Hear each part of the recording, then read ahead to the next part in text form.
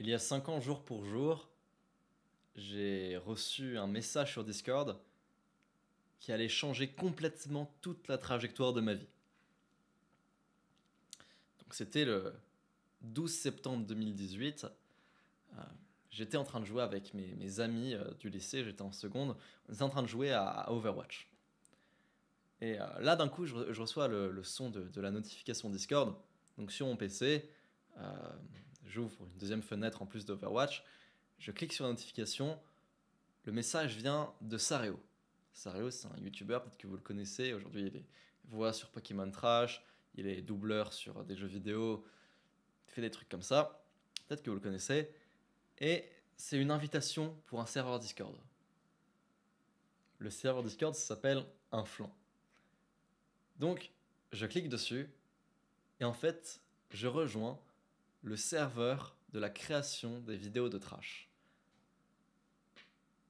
Je suis au lycée, je suis en seconde, et j'ai été invité pour faire des vidéos sur trash. Donc je rencontre tout le monde. Je rencontre Neoxys, le grand patron, je rencontre Kélian, qui est aujourd'hui un super ami, Chauve Burlesque, Numis, tous ces gens que aujourd'hui peut-être que vous connaissez si vous suivez Trash. Et moi, je deviens pote avec eux et ça se passe bien. Et en gros, Neoxys m'explique que voilà, je vais faire des vidéos avec eux, je vais écrire les textes et je vais faire des montages. Donc moi, je suis super content. Euh, je commence un premier texte sur les maths à l'époque, genre les choses fascinantes en mathématiques, et c'est nul. C'est pourri ce que je fais, ça ne vaut rien. Neoxys me le dit très gentiment. Il me dit ouais bon c'est pas ouf, il faut que tu fasses ci, ça, mais t'inquiète, tu peux t'améliorer. Et donc je reprends sur un autre texte. Cette fois c'est sur les Romains. Donc les choses étranges en Rome antique. La vidéo est disponible actuellement sur la chaîne YouTube de Trash, vous pouvez aller la voir. Et au début c'est très laborieux, c'est très très nul. J'ai plein de retours de la part de Neoxys, il me dit ça c'est nul, ça tu changes, tu fais autrement. Et de version en version en version en version, on arrive à la V5 ou V6 et le texte devient bon. Donc moi je suis content. Sauf qu'en parallèle, un truc un peu plus triste se passait dans ma vie. À ce moment-là, ma grand-mère était en train de mourir. Et ma grand-mère, c'est pas n'importe qui. Euh, Ma grand-mère, on est une famille iranienne, et ma grand-mère a toujours vécu à la maison. C'est-à-dire que quand j'étais petit, elle vivait dans la chambre qui est en face de la mienne. Même j'allais dormir avec elle. Je dormais quasiment tout le temps avec elle. Et en gros, en Iran, en France, dans les familles iraniennes, on fait pas ça. Il n'y a pas ce truc de maison de retraite quand la vieille dame est trop âgée. On la met dans une maison de retraite, dans une EHPAD et on s'en occupe pas. Non. En Iran, les parents, les grands-parents restent toujours avec nous. Et donc, on alternait. C'est-à-dire qu'une semaine, elle était chez mon oncle et une semaine, elle était chez moi, en gros. C'est pas exactement ça, mais elle était très souvent à la maison et je la voyais très, très, très souvent. Il faut se dire que ma grand-mère, c'était comme ma deuxième mère. En fait, il faut imaginer que vous avez trois parents à la maison, tout simplement. Elle était à la maison, elle était tout le temps là. Faut imaginer que c'est comme si vous avez trois parents à la maison et que un de ces trois parents est mourant. Et malheureusement, pendant que je faisais la vidéo sur les Romains, pendant que j'étais en train de l'écrire, ma grand-mère était à l'hôpital et fallait aller la voir. Et moi, j'ai dit à mes parents, je me rappelle encore, donc c'était sur ce bureau et mes parents étaient juste là, et je leur dis non, il faut que je fasse ma vidéo pour Trash. Et personne me l'obligeait, donc allez pas voir Neoxys, allez pas voir les gens, personne m'obligeait à finir cette vidéo à ce moment-là. J'avais pas de deadline, j'étais encore en phase d'apprentissage. C'était juste moi, vu que j'avais fait n'importe quoi au début, je voulais prouver, je voulais aller vite, je voulais montrer que j'apprenais vite. Et donc je suis pas allé voir ma grand-mère, mais personne n'était au courant. C'est évidemment que les autres de Trash m'auraient dit mais non, va voir ta grand-mère et tout. Mais bref, je l'ai pas fait, je leur en ai pas parlé. D'ailleurs, s'ils regardent cette vidéo, ils vont le découvrir en même temps. Oui, ma grand-mère était mourante à ce moment-là. Et en fait, c'était la dernière fois que j'aurais pu la voir. Une semaine plus tard, elle était morte. Et j'avais fini mon texte.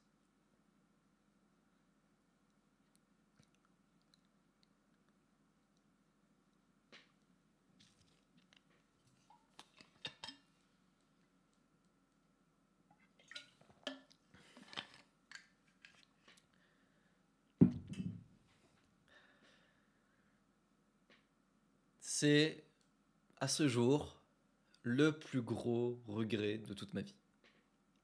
Imaginez-vous à ma place, euh, la personne que vous aimez le plus au monde, et c'était littéralement le cas, je mets plus ma grand-mère que ma mère. Imaginez que au moment de la voir, la dernière fois que vous pouvez la voir, vous n'y allez pas car vous écrivez une vidéo pour une chaîne YouTube. Ça va pas vous rapporter, genre c'est pas comme si ça allait rapporter 100 000 balles, ça rapporte quelques centaines d'euros, ce qui est bien payé, hein, surtout à l'époque. Mais voilà, j'ai loupé la dernière occasion de voir ma grand-mère pour écrire cette vidéo sur les romans. Éventuellement, cette vidéo est sortie, un peu après le décès de ma grand-mère. Et cette vidéo a très bien marché. Elle a fait 1 million de vues en 24 heures ou 48 heures ou je sais plus quoi. Et pareil, je regrettais. J'étais en mode, mais j'ai fait ça pour ça. Même, je regrettais tout. J'aurais aimé que ma grand-mère vive plus longtemps, pour plus la voir. Aussi pour qu'elle voie que son petit-fils faisait des vidéos et qu'il marchait enfin, qu'il était enfin payé. Parce que ça faisait avant ça 5-6 ans que je faisais des vidéos sur YouTube et que je gagnais rien et qu'elle savait que c'était ma passion et que mes vidéos faisaient 200-300 vues. Là, voir son petit-fils qui enfin réussit dans ce domaine, commence à réussir, commence à être sur la pente ascendante, ça lui aurait pu lui faire plaisir. Mais non. Je me rappelle encore très bien quand je l'ai appris. J'étais encore ici en train de jouer à Overwatch avec mes copains. Je savais qu'elle allait pas bien à ce moment-là, je savais que ses jours étaient comptés, mais je pensais que c'était encore en moi. Je pensais pas que ce serait en jours comme actuellement, aussi parce que mes parents me disaient pas trop, ils voulaient pas me voir souffrir. Du coup, moi je pensais que avec un peu de chance, elle pourrait vivre quelques mois, peut-être quelques années. Non. Quelques jours plus tard, je suis en train de jouer à Overwatch. Mes parents ouvrent la porte, je me retourne, je suis en appel avec mes copains sur Discord. Je vois ma mère en pleurs au téléphone et je vois mon père à côté d'elle, également avec les larmes aux yeux. Ma mère pleurait, je l'ai déjà vu. Mon père pleurait, c'était la 3e fois de ma vie que je l'ai vu pleurer. Mon père, je l'ai vu pleurer 3 fois, à la mort de son propre père. Euh, Lorsque mon père est prof, lorsque le rectorat qui est censé lui donner son diplôme de prof a pris en otage son diplôme et c'était complètement injuste alors qu'il avait réussi le concours pour devenir prof. Euh, du coup, c'était la merde parce qu'il avait pas de taf et on était genre dans la merde et tout. Et qu'il a pas réussi à avoir son diplôme parce il avait repris ses études assez tard, mon père, bref. Et à ce moment-là, c'est les 3 fois où j'ai vu mon père pleurer. Et quand je l'ai vu, directement j'ai compris.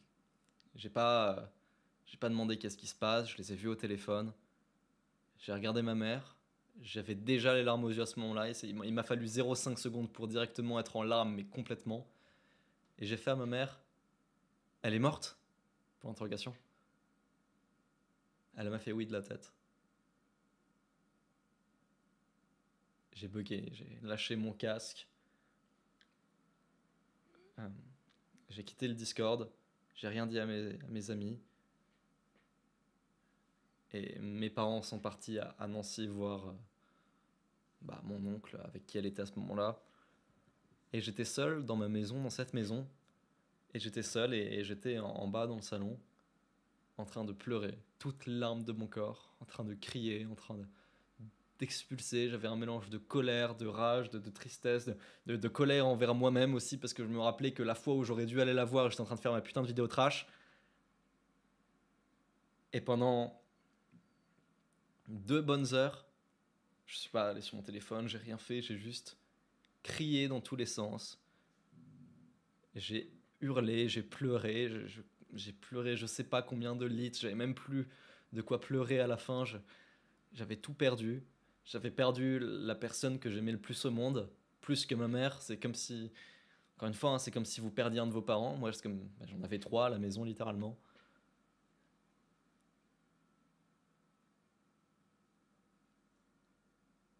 Et j'ai pleuré, j'ai pleuré, j'ai pleuré. J'étais dépressif. Le soir, j'arrivais pas à dormir. Le soir, évidemment, j'ai rêvé d'elle. Je pensais que c'était pas réel.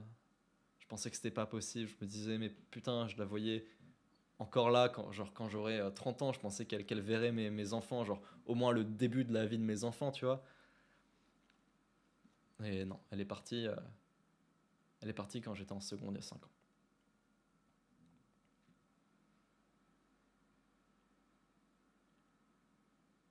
C'est sûrement le plus gros regret de ma vie d'avoir taffé sur cette vidéo trash au lieu d'être allé voir ma grand-mère à l'hôpital. Et encore une fois, les mecs de trash, les gens, ça sert à rien de les embêter ou quoi. Les mecs n'étaient pas au courant, c'était moi qui me forçais moi-même. Si je leur en avais parlé à l'époque, ils m'auraient dit bah bien sûr, va voir ta grand-mère qui est mourante.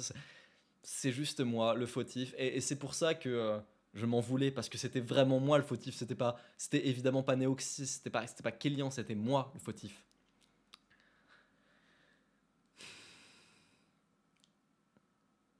Et j'ai été dépressif pendant à peu près 2 ans.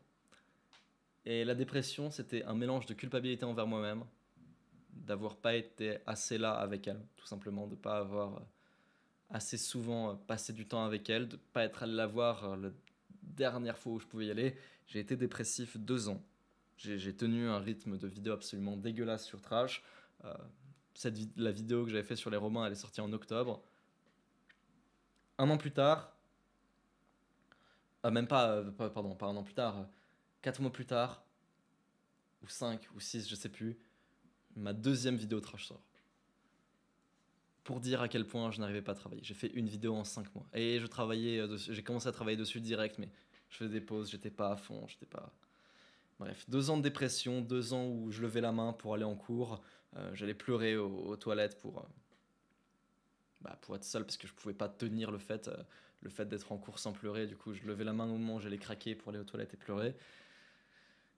Et pareil, je rêvais d'elle très souvent. Pendant 2 ans, j'ai quasiment fait un rêve par semaine minimum où je rêvais d'elle. Je rêvais de ma grand-mère, je la voyais. Euh, un rêve qui m'a particulièrement marqué, c'était peut-être quelques semaines après sa mort. Euh, on est dans une gare toute blanche. Je sais pas si vous voyez la scène dans Harry Potter où Harry Potter, justement, il voit Dumbledore, qui est aussi mort, dans une gare qui est complètement blanche. Et ben, je suis avec cette scène, sauf que la gare, c'est la gare de ma ville, là où j'habite dans les Vosges. Et je suis à cette gare qui est complètement immaculée, comme s'il y avait de la neige partout. Et au loin, je vois ma grand-mère. Elle me tend les bras comme ça. Et moi, je cours, je commence à pleurer. Je me dis, mais non, elle est là, ça y est et tout. Et je lui fais un câlin. Et, et puis, elle me fait un câlin aussi. Et je lui dis juste, pourquoi t'es morte? Et elle disparaît et je me réveille. Ça aussi, ce rêve, il a vraiment pas mal enfoncé ma dépression. C'est fou parfois comment des rêves, ça peut vraiment changer ton état genre pendant super longtemps et tout. Bref, j'ai fait ce rêve-là. Et du coup, je voulais faire cette vidéo sans montage, sans intro. Au début, je voulais faire une intro Hunter Merguez, genre oui, la merguez est triste car sa mère est morte et tout. Mais je me serais dit, c'est horrible de faire un truc comme ça. Donc, on va faire ça sans montage. J'ai quelques petites notes. Et voici mon guide pour surmonter un deuil. Bon. Déjà, la première question qu'on pose souvent quand on vient de perdre un proche, et moi j'ai dit beaucoup que j'allais faire cette vidéo longtemps sur ma chaîne, j'ai dit ouais un jour je ferai une vidéo comment surmonter un deuil parce que c'est quelque chose qui m'a pas mal traumatisé. La question que j'ai beaucoup en commentaire de gens qui me la demandent cette vidéo c'est Lohan, je veux que tu fasses cette vidéo parce que telle personne de ma famille vient de mourir, ma soeur, mon frère vient de mourir. Et je suis tellement triste, j'arrive à rien, je peux pas me lever, je peux rien faire de ma vie, je suis littéralement en dépression quoi. Comment je peux ne pas être triste? La première chose, c'est que tu peux pas ne pas être triste. C'est que il y a quelqu'un de ta famille que tu aimais, que tu as passé beaucoup de temps avec, il y a de l'amour qui s'est créé comme une relation ou quand il y a une rupture et tout. Au moment où cette personne part, tu es forcément triste. Forcément, tu vas chialer de ouf, forcément, tu tu vas être déprimé, peut-être dépressif, ça va être horrible à vivre pendant longtemps. Donc là n'est pas la question. C'est pas comment je fais pour pas être triste. Tu vas être triste, t'as pas le choix. Imagine, il y a un train, t'es dans ce train, il y a les rails qui vont dans un ravin et le train va à fond et tu vas forcément aller dans le ravin. Tu peux pas te dire, ok, comment ne pas aller dans le ravin. Tu vas forcément aller dans le ravin, tu vas forcément tomber. C'est pareil. Quand toi, ta mère mourra, tu vas être triste. Longtemps. Et tu n'auras pas le choix. La question n'est pas comment ne pas être triste. La question c'est qu'est-ce que je fais? Qu'est-ce que je fais de cette tristesse?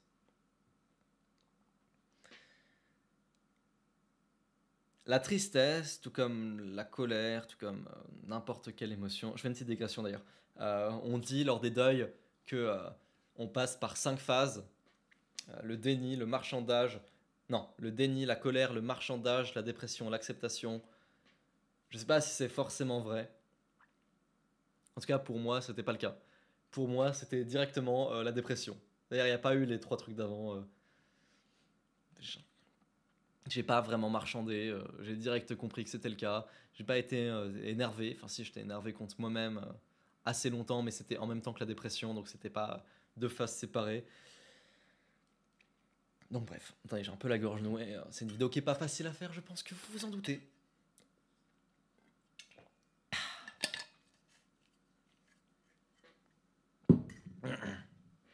Bref. Qu'est-ce que je dis? Ah oui. Donc la première chose, c'est pas comment faire pour ne pas être triste. Comment ne pas ressentir la douleur. Mais mec, ta mère vient de mourir. T'as pas le choix. Et je te dirais même que c'est un truc que tout le monde va vivre. Genre malheureusement, euh, c'est assez normal de perdre sa mère. Ce qui est moins normal, ce qui est un peu plus triste et badant et pas naturel, on va dire, c'est de perdre son fils, perdre quelqu'un qui est plus jeune que soi. Normalement, c'est les vieux qui partent en premier, c'est ta mère te perd et c'est dur, mais en vrai, absolument tout le monde va ressentir ça un jour dans sa vie. Donc, faut juste te dire, bah, bienvenue au club, toi aussi, tu ressens ce truc-là. Ce qui serait beaucoup plus triste, ce serait que ta mère te perde de toi. Parce que c'est pas censé arriver dans l'ordre naturel des choses. Bref, tu viens de perdre ta mère, comme beaucoup de monde, t'es super triste, mais dis-toi que bah, t'es pas le seul. Ça arrive littéralement à tout le monde, c'est obligé d'arriver à tout le monde. Et ça aurait pu être pire, ça aurait pu être ta mère qui te perd toi. Et ça, c'est beaucoup plus dur à guérir. Mais on en parlera aussi. Parce qu'il y a 2 deuils différents, justement. Il y a le deuil euh, quand c'est toi qui perds quelqu'un que tu es censé perdre, genre ta grand-mère. Effectivement, quand tu as 20 ans, c'est assez normal, quand tu as la vingtaine, de perdre ta grand-mère. Même si ça a été très triste pour moi, je sais que c'est une expérience absolument universelle et que tu as probablement déjà vécu. Alors peut-être que toi c'est différent, peut-être que toi ta grand-mère c'était pas comme ta mère, comme moi ça l'était. Mais ce que je veux dire c'est que à 20 ans, dans la vingtaine, peut-être la trentaine si t'es chanceux, t'as perdu tes grands-parents.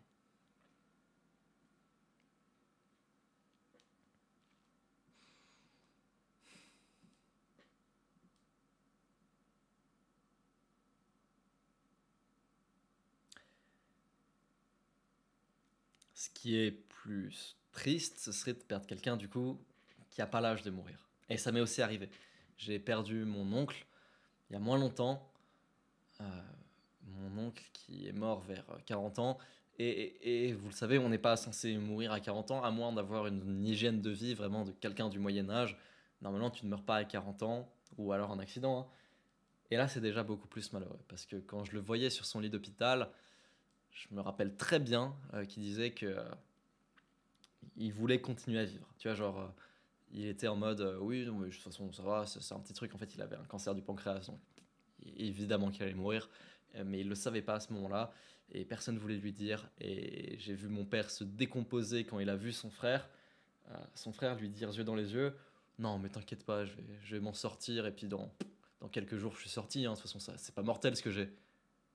Et mon père, dans son visage, complètement se décomposer, ne pas savoir quoi lui dire, hésiter à lui dire que non, c'est un cancer du pancréas. Ma mère qui est énervée contre mon père qui lui lance un regard genre surtout ne lui dit pas qu'il a un cancer du pancréas. Bref, ça c'est vachement plus malheureux de voir ça, d'assister ça, j'ai vu ça de mes propres yeux, c'est ultra triste. Il y a deux types de deuil. Il y a le deuil qui est entre guillemets mérité, enfin mérité, normal quoi, ta grand-mère qui meurt avant toi. Il y a le deuil qui est pas mérité. Il y a le deuil du mec de 40 ans qui meurt d'un cancer du pancréas. Il y a le deuil de la mère qui perd son fils. Il y a le deuil qui est pas censé arriver. Premièrement, on va parler du premier type de deuil, celui qui est censé arriver. Qu'est-ce qu'il faut faire? Donc, comme je l'ai dit, la question c'est pas comment ne pas être triste. Tu vas forcément être triste. T'as pas le choix d'être triste. T'es sur un train, le train va dérailler, le train s'apprête à foncer dans un précipice, tu peux pas changer la direction du train. Tu vas mourir, tu vas dans le précipice. La vraie question, c'est qu'est-ce que t'en fais de la tristesse? La vraie question, c'est qu'est-ce qui se passe maintenant? Parce que, je vais te dire un truc, peut-être un truc d'espoir qui peut t'aider. Peu importe à quel point t'es triste actuellement, un deuil, une rupture, n'importe quoi, un truc horrible qui t'est arrivé, un truc triste, tu penses que tu t'en remettras jamais, le temps fait toujours tout. Je peux t'assurer que dans 10 ans, et encore je suis très très très gentil quand je dis ça, mais c'est pour être large, tu vois, dans 10 ans, ça ne te fait plus rien et tu y penses en rigolant. Je peux te l'assurer à 100%, même si quelqu'un que t'aimais est mort. Dans 10 ans, ça ne te fait plus rien. Donc le temps guérit tout. Donc comment on est plus triste? Eh ben on attend. Ah, c'est chiant, c'est pas la meilleure méthode, c'est pas celle qui fait kiffer, c'est pas sûrement celle pour laquelle t'as kiffé, c'est pas sûrement celle pour laquelle t'as cliqué, mais c'est la vraie méthode. On attend. Et pendant le temps où t'es triste, que ce soit un deuil, une rupture, encore une fois c'est toujours pareil, pendant le temps où t'es triste, la question c'est qu'est-ce que tu fais? Parce que la tristesse c'est une émotion. La tristesse c'est comme la colère.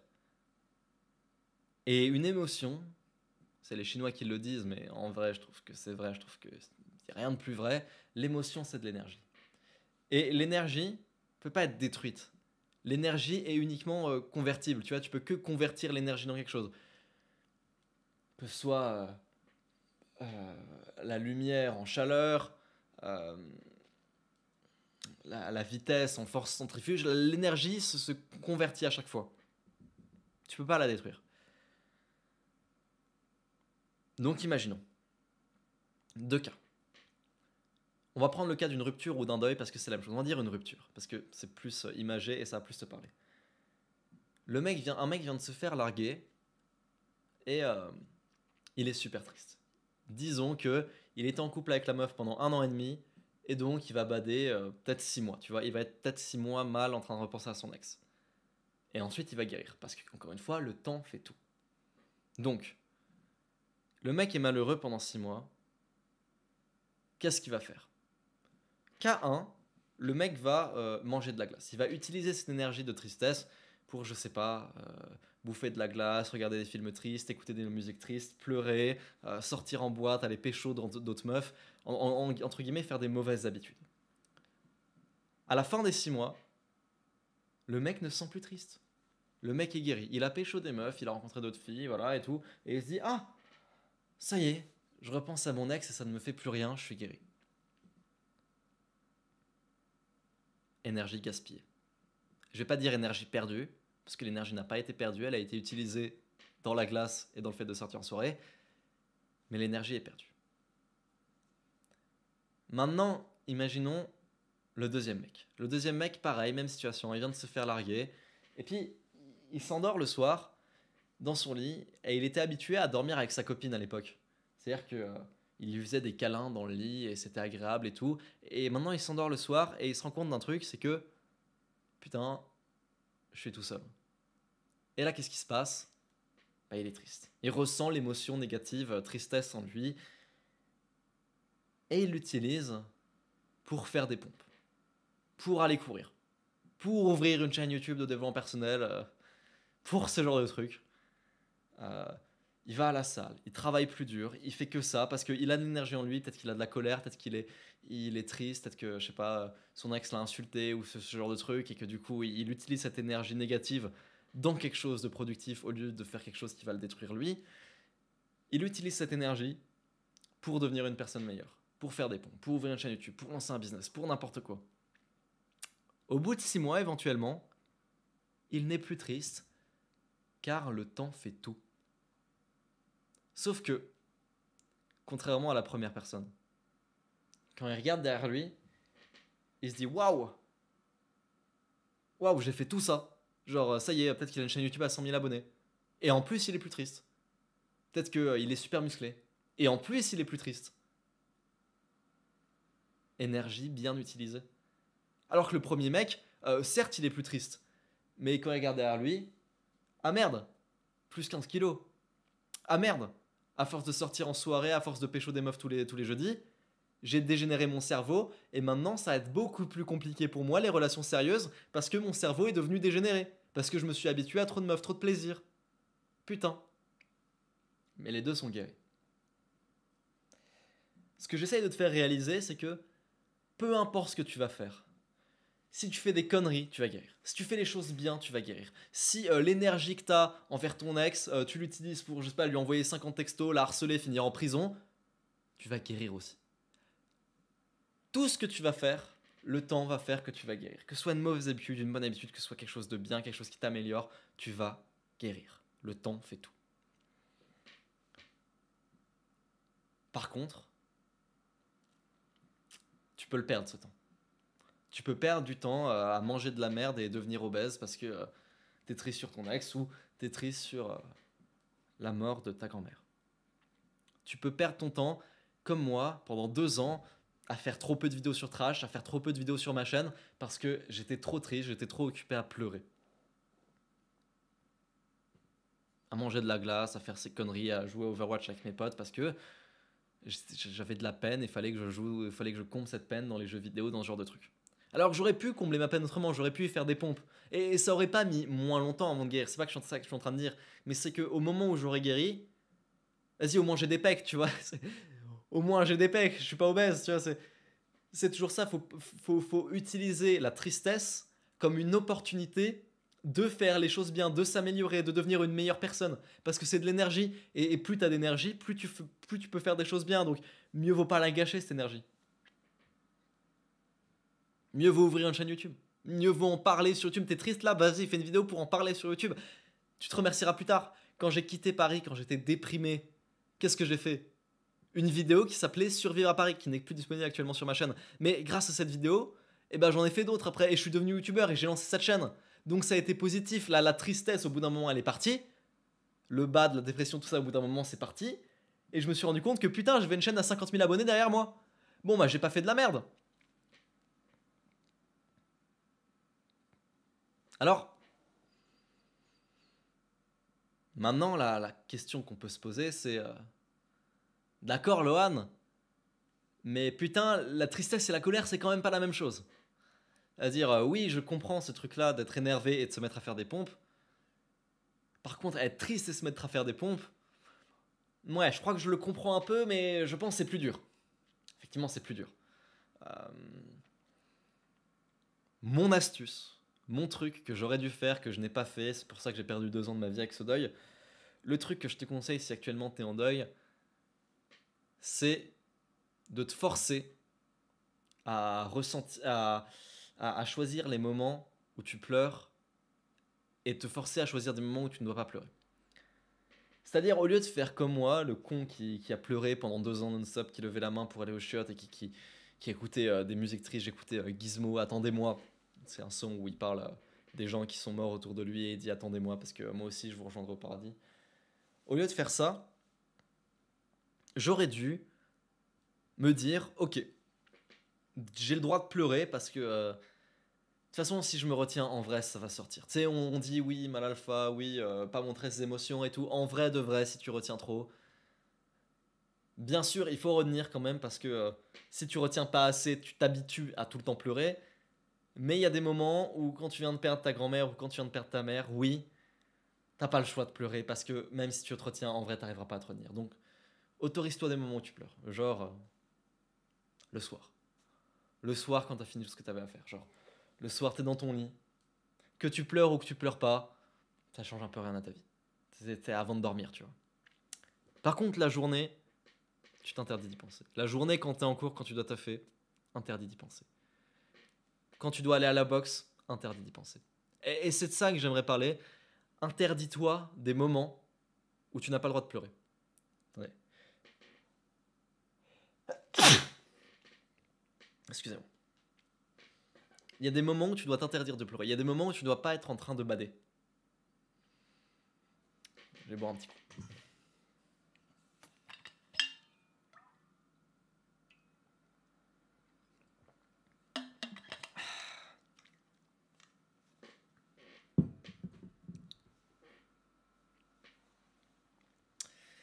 Il faut pas t'autoriser ça. C'est ce que mon oncle m'avait dit et que j'ai pas réussi à appliquer. Enfin, que j'ai appliqué trop tard. J'ai appliqué ça au bout d'un an. En gros, pendant que tu es en train de combattre, pendant que tu es à la boxe, t'y penses pas. De toute façon, t'as pas le choix de pas y penser. Euh, et c'est ce que je te conseille aussi, c'est de faire des sports de combat, faire plein de trucs dans ta vie, ouvrir une chaîne YouTube, faire des trucs, des tâches à haut niveau de complexité, à haut niveau d'intelligence, à haut niveau d'effort physique, comme la boxe, comme ouvrir une chaîne YouTube, comme résoudre des problèmes, parce que t'as pas le temps d'y penser. Je n'ai jamais été déprimé pendant que j'étais en train de faire un combat contre mon coach Orlando. Pourquoi? Parce que tu peux pas être déprimé et faire un combat contre Orlando. Tu peux pas combattre et penser à autre chose que le combat. Quand tu combats, et particulièrement contre Orlando qui est un putain de dieu de la boxe, quand tu combats, si ton esprit est focus que à 80% sur le combat, tu vas te prendre un point dans la gueule. Donc t'as pas le choix d'être focus à 100%, c'est de la survie. Et c'est aussi ce que j'avais réalisé avec ma mère qui arrive en Iran, qui quitte l'Iran parce que c'était la guerre. Elle venait de perdre son père, justement à cause des révolutions et tout. Elle arrive en France, elle n'a pas le temps de pleurer la mort de son père. Avec mes frères, avec ses frères à elle, il faut que le grand frère trouve un emploi pour qu'ils aient un appart, parce que sinon ils sont dans la merde. Et ils n'avaient pas le temps de chialer mon grand-père, parce que tu dois survivre. Donc je te dirais ça. Autorise-toi des moments où tu peux pleurer parce que t'as que ça à faire, genre le soir dans le lit, t'as pas l'esprit occupé. Et le reste du temps, le reste de ta journée, tu t'interdis de penser à ça. Le reste de la journée, tu t'obliges à faire tes trucs, tu t'obliges à faire tes pompes. Parce que pendant que tu fais tes pompes, certes, tu peux y penser pendant que tu fais les pompes. Aller faire des pompes, c'est pas aussi intense niveau concentration qu'un combat. Mais t'y penses déjà beaucoup moins. Euh, T'y penses pas pendant que t'es en train de faire une vidéo. Là, je fais une vidéo sur la mort de ma grand-mère. Et oui, certes, vous avez vu un peu plus tôt dans la vidéo, quand je racontais des anecdotes vraiment perso où les souvenirs reviennent, vous avez vu que j'étais triste et qu'il y avait un peu des larmes qui remontaient. Mais là, pendant que je parle, je suis quand même en train de parler du deuil de ma grand-mère. Je ne suis pas triste. Il n'y a pas de pensée dans mon cerveau là actuellement. Je suis purement en train de parler à la caméra. Et à chaque fois que je fais une vidéo, quand c'est des vidéos où je parle de souvenirs, de trucs un peu tristes et tout, ouais, j'ai des émotions. Mais sinon, le reste du temps, quand je fais des vidéos, je ne pense à rien à part à la vidéo. Je suis pas en train de bader quand je fais une vidéo, c'est ça que je suis en train de dire. Bref, trouvez-vous de nouveaux buts, trouvez-vous de nouveaux objectifs, autorisez-vous des moments où vous pleurez parce que c'est pas possible de pas pleurer. Comme je vous l'ai dit, la tristesse, vous allez la voir. Mais interdisez-vous des moments où vous ne pouvez pas pleurer. Au bout d'un moment, la tristesse va partir parce que c'est comme ça que fonctionne le monde. Au bout d'un moment, le temps fait tout, que tu fasses de la merde, que tu fasses les choses bien. Tu t'es fait larguer, ta mère vient de mourir, n'importe quoi de triste qui t'est arrivé dans la vie et tu te dis ouais, je guérirai jamais. Au bout d'un moment, ça te fait plus rien et tu peux même en rigoler. Mais c'est à toi de faire le choix de qu'est-ce que tu fais de l'émotion que tu ressens.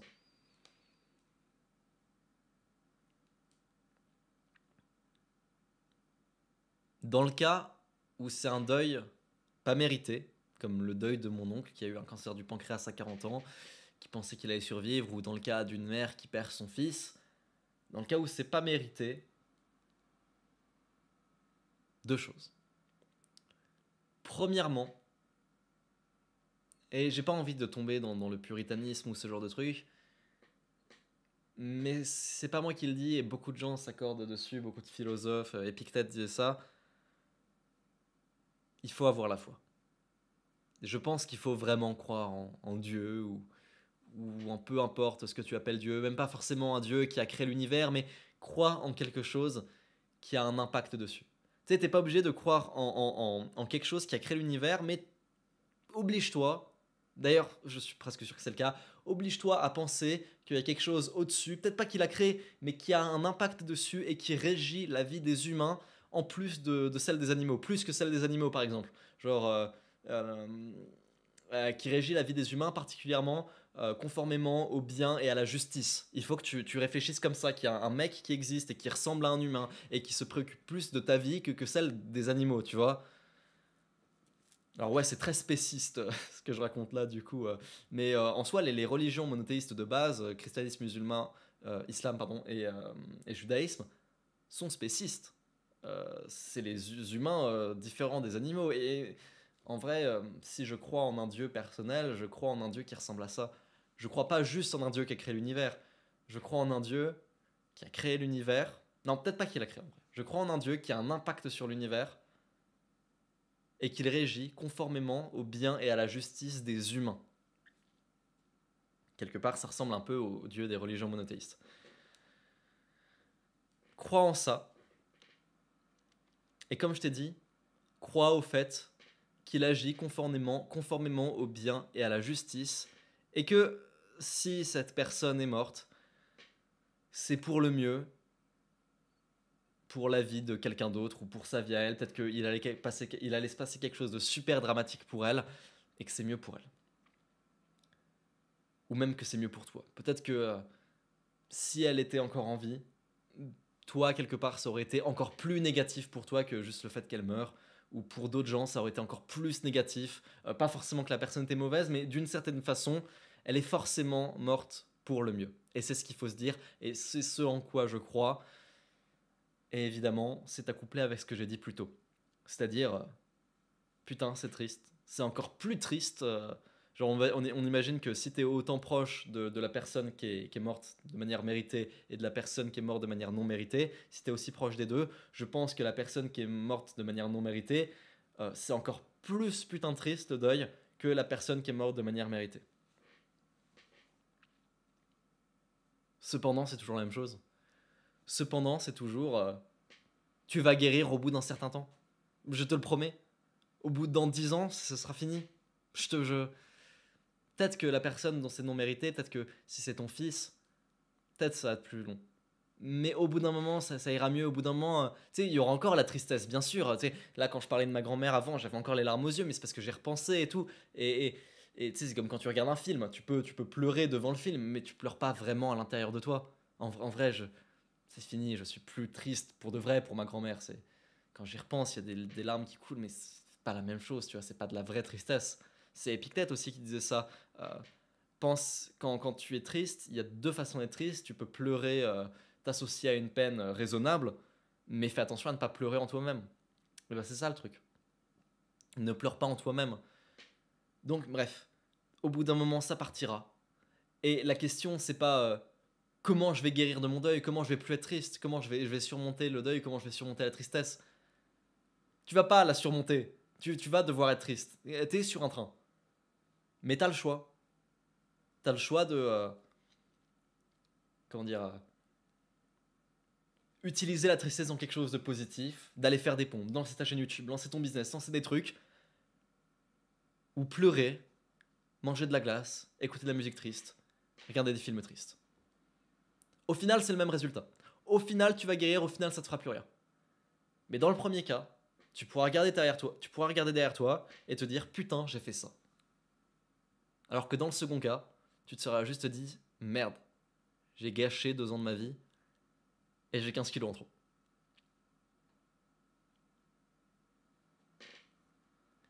Abonne-toi à cette chaîne, c'est gagnant-gagnant pour toi comme pour moi. Je te fais des bisous.